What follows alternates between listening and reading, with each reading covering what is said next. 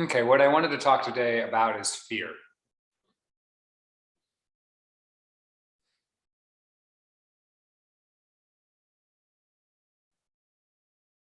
One of the basic human emotions. So even though there's a sense of, for some of us, a sense of embarrassment that we're scared, or a sense of like we're not doing something right when we're scared, it's a basic human emotion that you probably should feel at some point in your life. And the fact is, most of us in civilized society are probably feeling it most of the time, at least at a low level. So fear obviously includes things like anxiety, insecurity, as well as terror. And the panic, the bigger forms of fear are not ultimately that different from the low level forms of fear.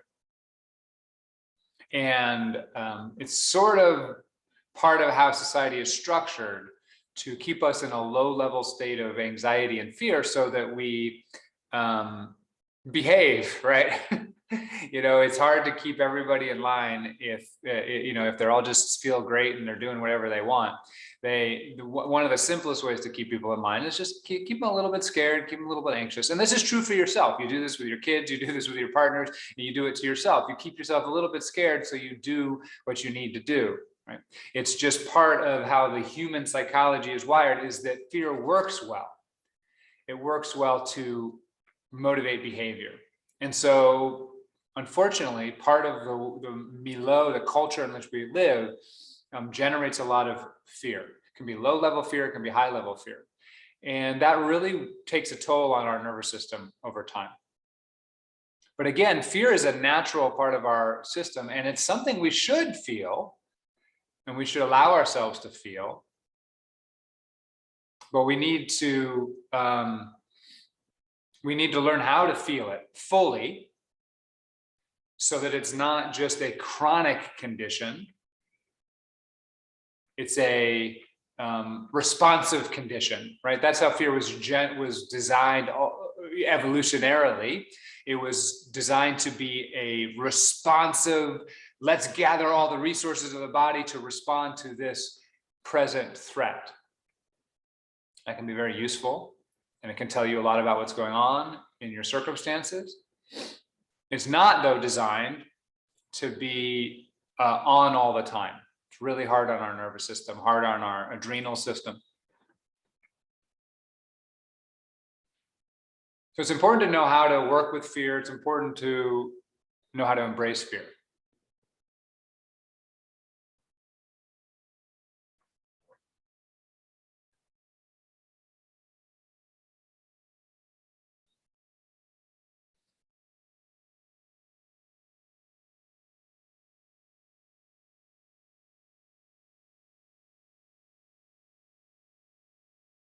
When you're really, really scared, let's talk about real terror, because it will tell us sort of what's going on in our subconscious when we're just mildly anxious.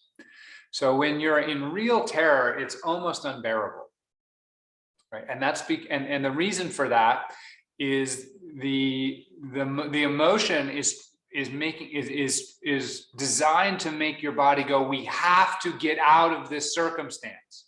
We have to not be here. We have to change something. That is what terror is designed to do. And it's designed to make you run really fast or turn into anger and punch really hard, right? Or ultimately, another option is to just freeze in total terror. But any of those circumstances, the ultimate motivation is to get you through this to not be here. So if your emotions are all designed to make you not like where you are, then we shouldn't be surprised that it's an almost unbearable experience. It leads at one into like a panic attack. Okay, good. That's what strong terror is about. That makes sense, right? You understand that. And if you felt real terror, you know what that feeling is like. You know that, then you know, oh yeah, it's just a feeling. I've got to get out of this. But as I said, the strong forms of fear are not really that different from the low level forms of fear. So the same is going on when we're just mildly anxious. And it's really important to know that. If we're sort of mildly anxious all day, there's a part of us is going, this isn't good enough. This isn't where we need to be. We need to get out of here. We need to change this. We need to be out of it. I need to do something.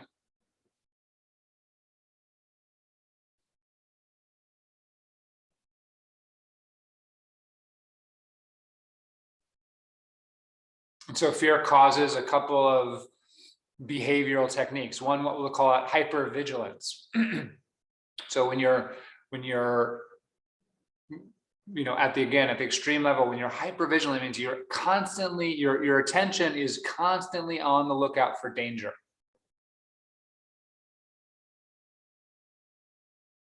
When this can become pathological, to the point where, for instance, hypochondria could be a kind of hypervigilance, right? You would just notice every little thing in your body as a possible danger. So you're sitting there with your body, and your body just has a lot of normal feelings. It's giving you sensations all the time. And if you just feel safe in your body, then it's just like, oh, this is my leg, this is my arm, this is my breathing, this is some heat, this is some coolness. But when we're hypervigilant, when we're in a state of fear, and if we'll go to the sort of pathological condition of real hypochondria, then we're taking every little bit of bodily information and examining it very closely for danger. So a thing that should be safe, which is just a body sitting in a room without any actual danger, suddenly does not feel safe anymore. That kind of hypervigilance, again, I'm using extreme examples to allow us to evaluate how it works in our everyday life in less extreme ways. When we're anxious all day, there's a kind of hypervigilance. Constantly on the lookout, we're constantly making sure we're on track, we're constantly making sure that we're getting what needs to be done. But our attention is examining each item in our experience for whatever form of danger we're worried about.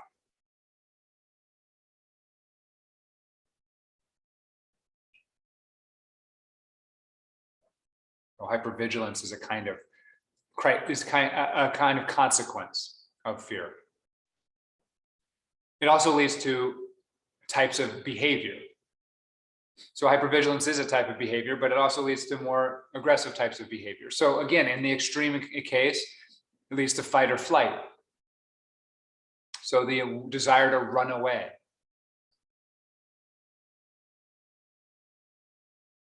And so again, we can apply that to our everyday life. Where are the circumstances we just want, we aren't willing to face them. We want to run away from them. When we're anxious all the time, some of us will get triggered into running away, that is to withdrawal, to hiding, to turning away from.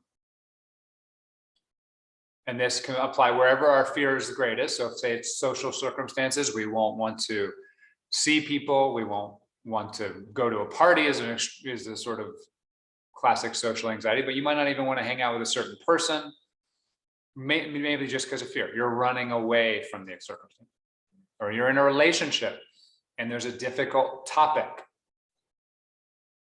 You run away from having the conversation. Right? You avoid it. Right? So avoidance. Fear is a kind of avoid that generates a kind of avoidance behavior.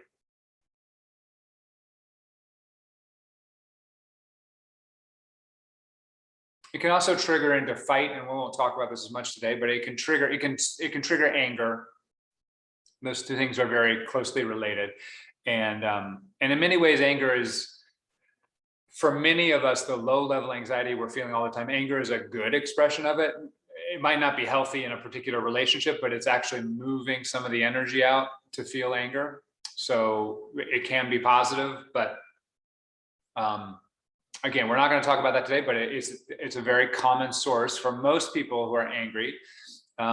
Fear is underneath it. That's something useful to know, especially if you're not a very angry person, or if you are an angry person. Actually, either way, I know something for me that was always difficult was somebody was angry at me.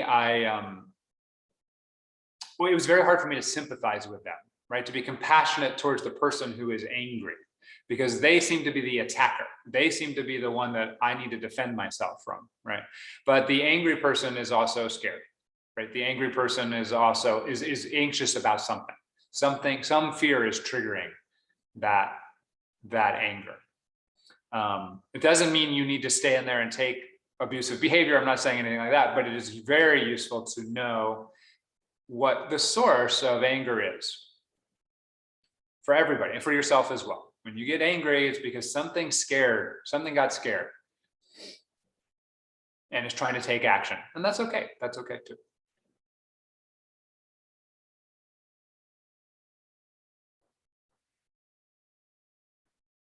So chronic anxiety, chronic fear has this deleterious effect on the nervous system, and it causes these types of behaviors that I've described in a little bit of a pathological way. But what's healthy fear? Well, healthy fear arises when a clear threat is presented itself, and it generates near-term action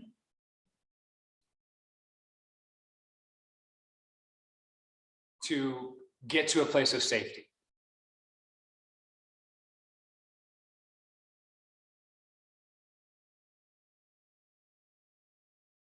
So you're walking in the woods, a wolf comes out, you run and climb a tree, right? Fear gets triggered, and then just there's all this energy, and you run and you climb a tree, and then you feel safe because the wolf can't see you. The wolf goes off, then you climb down from the tree. You're like, okay, the wolf is gone. Maybe maybe you're on a cliff. You can see the wolf is now miles away. I'm giving you just a real prototypical example of the whole arc of it, right? You know you're safe. You can like shake it off. You can sigh. You can laugh. Hey, I made it. Wow, that was a wolf, right? This is the healthy, natural movement of fear. That's natural. We see it in animals. We see it in humans. When there's a fear, ends in laughter, it ends in relaxation, it ends in pleasure rushing through the body when you get to safety. So with the fear we have in our body, we're going to learn multiple ways to work with it. I'll just sort of overview some of it today, and we can talk about it more in the future. But ultimately remind ourselves what we're sort of moving towards. We want to allow our body to have a natural responsiveness to fear, the natural movement of fear. What does that mean? Well, many of you seen me do this before. This is the sort of movement of the intense emotions like fear and anger. They go up really high, really fast, and then they drop off and they cool down really slow. They go up high, they generate action, they motivate you to do what you need to do. You get to safety, and then it comes down and cools off nice and slow. This actually is a fairly pleasurable experience if you ride it like this, if you just ride through it like this. If you go on a roller coaster and you're okay with being scared on a roller coaster, and some of us aren't, but if you're like, I know I'm safe, I know I'm really safe, so the fear I'm about to feel is not actually a threat to me, you get to feel the fear and laugh and ride it out. Pleasure, it's actually pleasurable. This is even true of real danger fear. Maybe not in this moment, it's not pleasurable, but the whole experience sort of ends up having a feeling of invigoration and pleasure.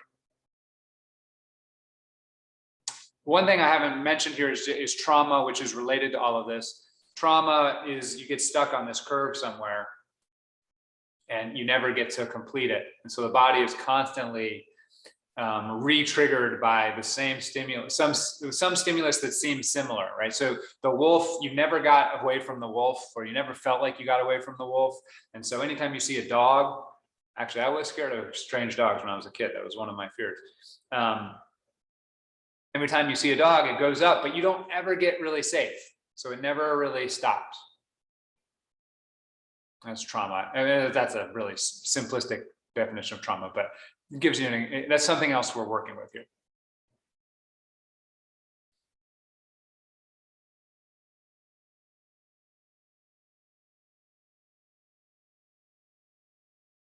So the first thing to work with fear then is we have to accept we're afraid.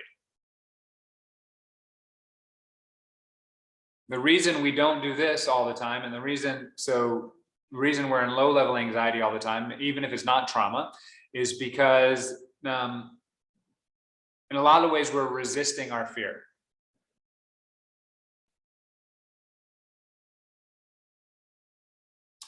We may be doing it to ourselves, right? We may be saying, you know, it's good if I've heard people say this, it's good if I'm in a low level of anxiety. If I'm just if I'm not anxious enough, then I won't get anything done, right?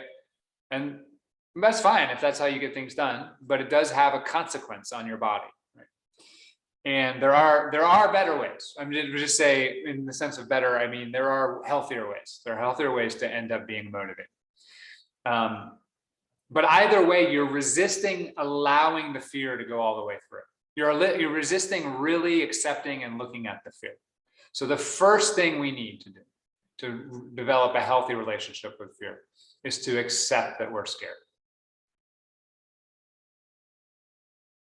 And in the meditation sense, we're going to fully accept that, meaning we're going to acknowledge the fear, but we're going to also feel what it actually feels like in the body. Notice what thoughts are associated with that fear. That's really, so the acceptance is first, I am afraid, acknowledgement. And the second is, what is this fear made of in this present moment? How is this fear generated in my body, in my present experience? And it will be something going on in the body. And then it will generate words and pictures, usually.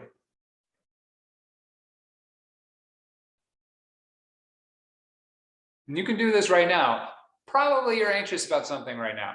This is unfortunately how our lives are, right? We shouldn't be anxious all the time. We really shouldn't. That's not how our lives should be. But probably we are. We're probably, and so we have to accept that. I'm scared.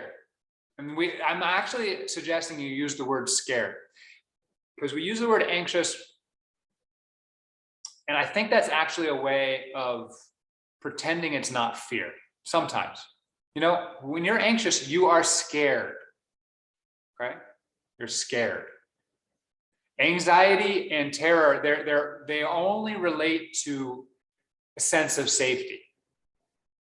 And I think it's important when we say the word scared as opposed to anxious, we start to go, oh, there's danger. I think there's danger here. So when you're anxious, you go, I'm scared. Scared. And it might be, I'm not going to get my paper in time, or I'm going to meet that deadline. But part of your body thinks that's actually a threat to your human safety. Otherwise, you wouldn't be scared. So the first thing is acknowledge, I'm scared. When you do that, you'll notice a change in your system when you literally acknowledge it, especially the first time. I'm scared. You acknowledge it.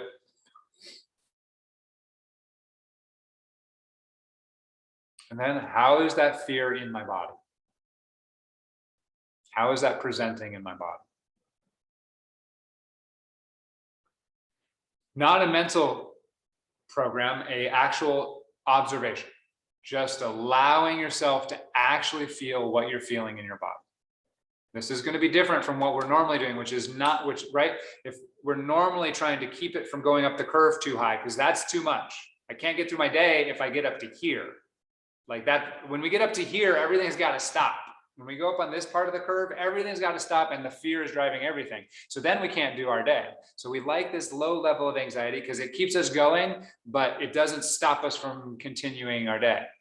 So to actually feel it, we might have to let it start to move up the curve, which means as we feel our fear, often it gets worse. That is, it gets more intense at first. That's a good sign.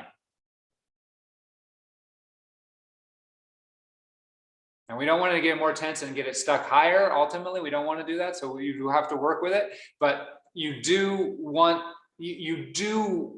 it to start moving up the curve. And ideally, it'll move up and down very quickly. You'll start to get that point where it doesn't mean it won't come back, but it'll go away like this. You'll go through little waves of it.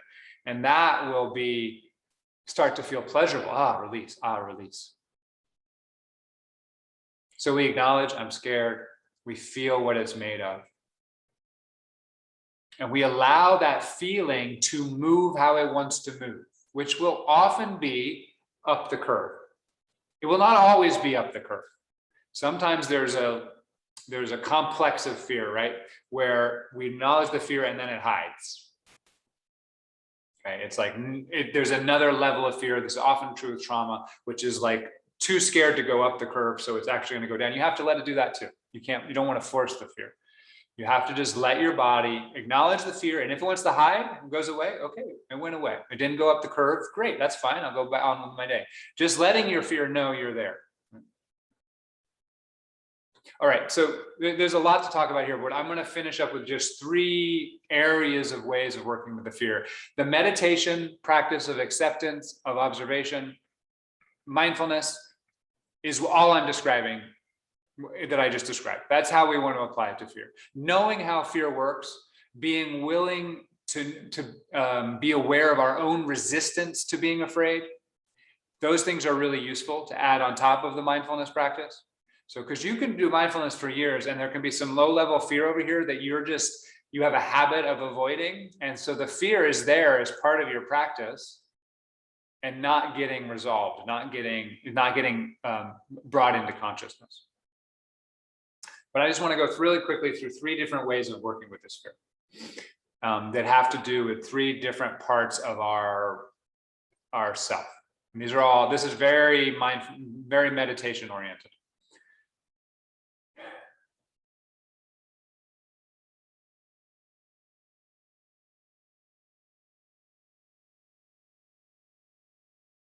So I've sort of already described the first, and I'm going to say it's approaching the fear with a clear mind, with a clear head.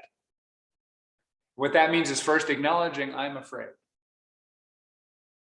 And second, is to acknowledge that the fear is a feeling in the body and thoughts in the mind. So this is sort of what I've already described, but I'm putting this in terms of it's almost a clear, it's a clear observation. It's a witness way of working with the fear. You're there, and the fear, even though the fear says everything's horrible, the fear is just a feeling in the body and just sounds and pictures in the head. That's all it is. It's a scary movie on the screen.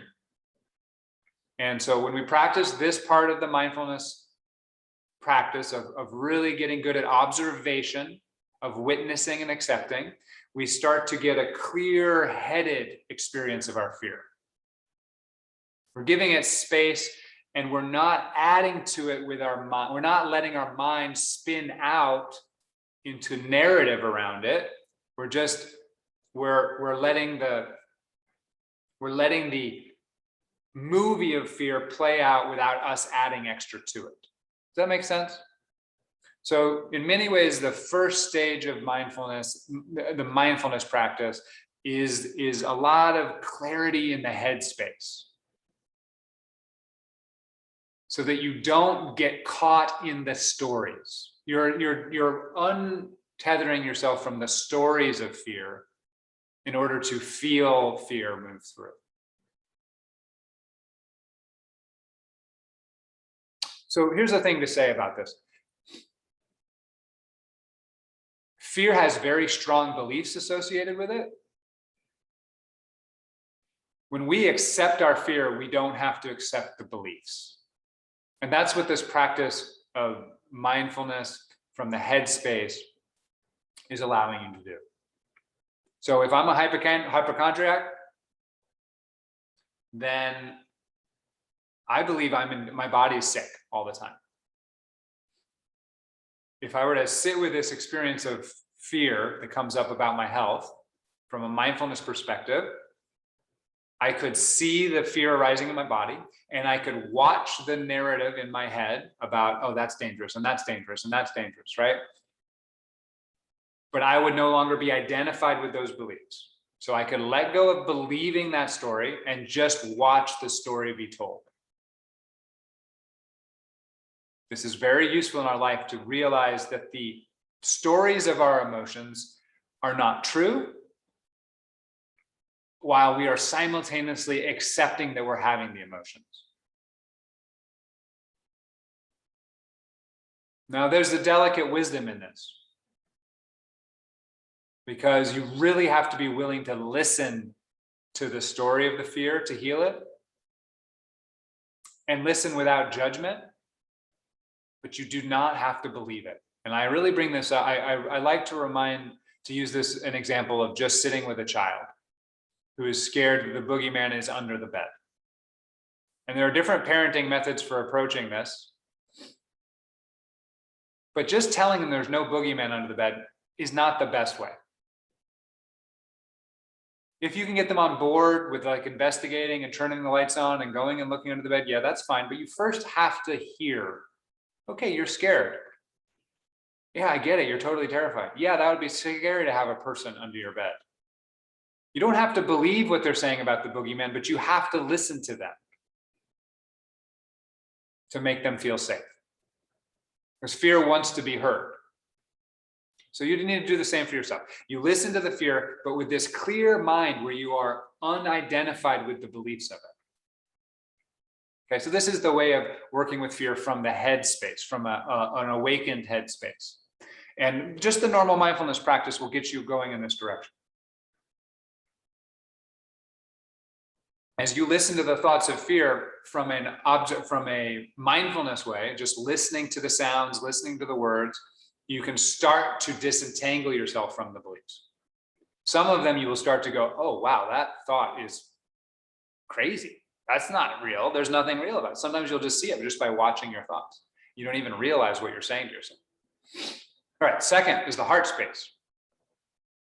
So you need to approach your fear from the heart space. You need to approach your fear with love.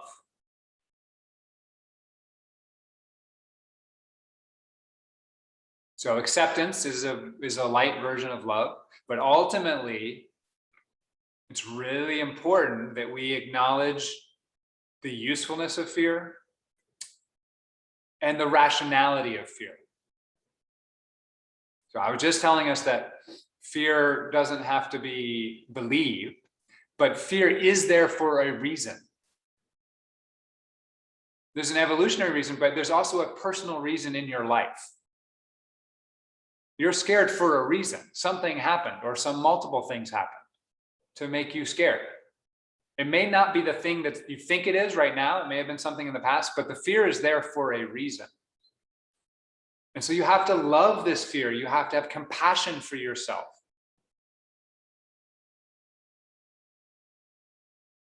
You have to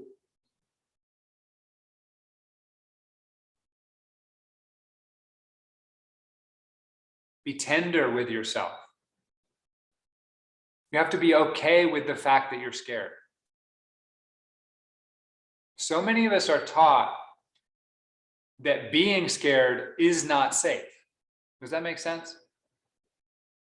So when we're scared, obviously we don't feel safe, but then we're also taught that if we express that fear, this is probably more true for men, but it's undoubtedly true for everybody, that if we express that fear,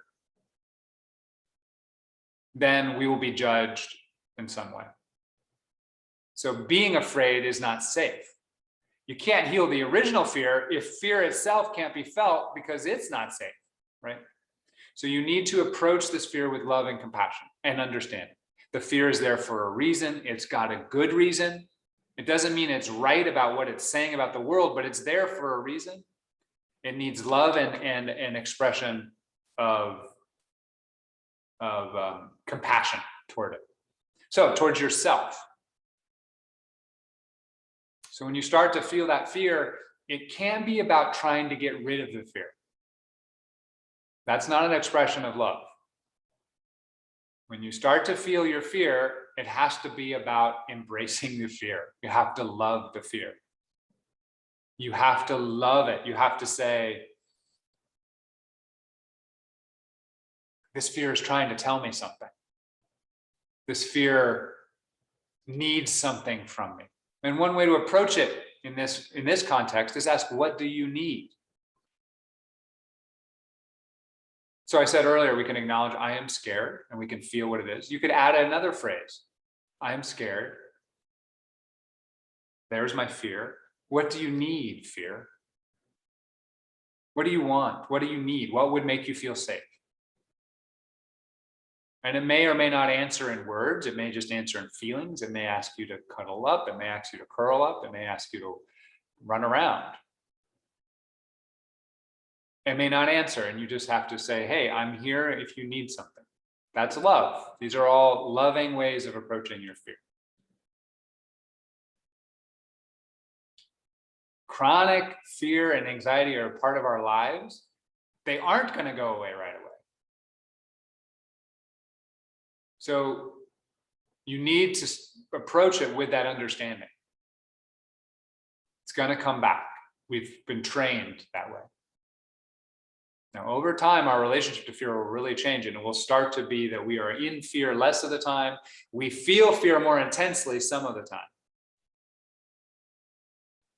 We have to be able to do that, though. We have to really love fear. To be able to feel it that intensely, we have to be able to love it.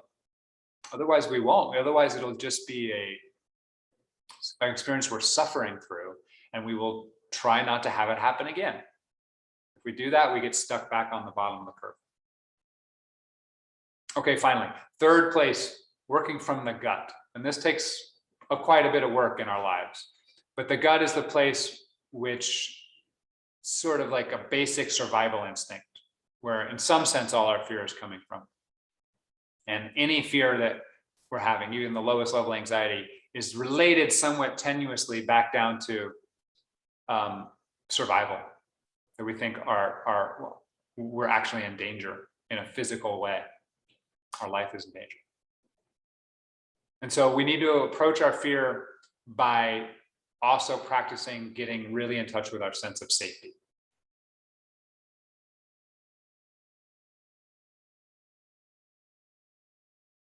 Ultimately, it's almost impossible to work through this fear unless you have some place of safety to sit back and land on.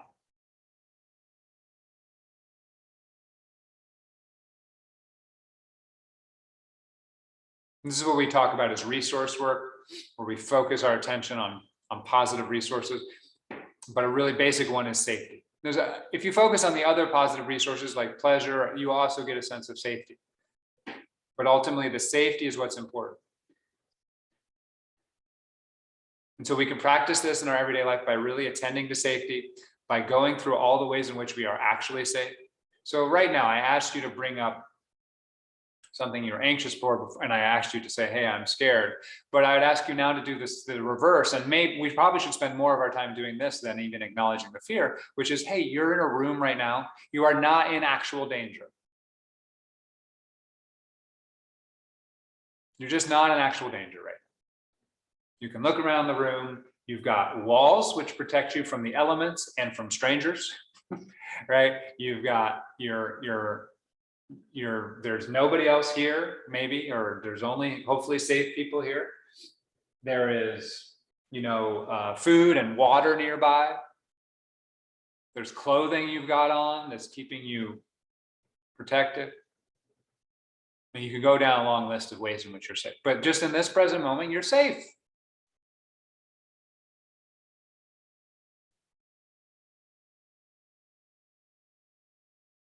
That's the start of it, right? So really start approaching things from a sense of safety.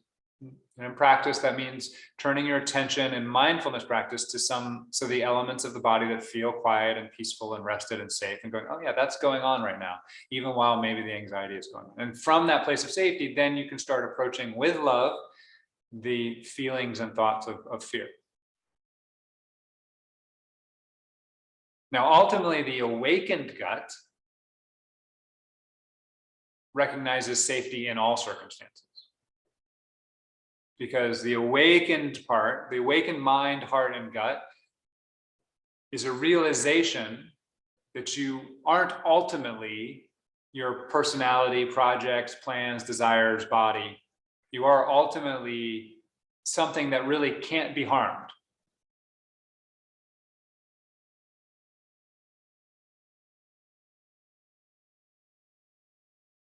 You know, as Nisargadatta put it, you are something that was never born and will never die. And that it sounds like we're talking about some immortal soul, and you could think about it that way, but that's not actually what's being described. It's something that it's the present moment awareness, which is here all the time and can't be stabbed, can't be hurt. And when you start to identify with that, you find a transcendent sense of safety.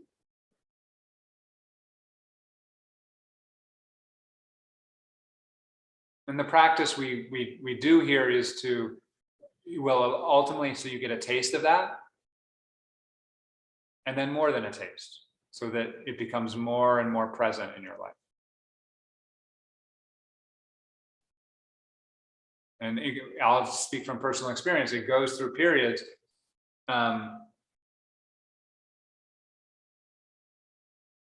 It's like, yeah, it becomes more and more available.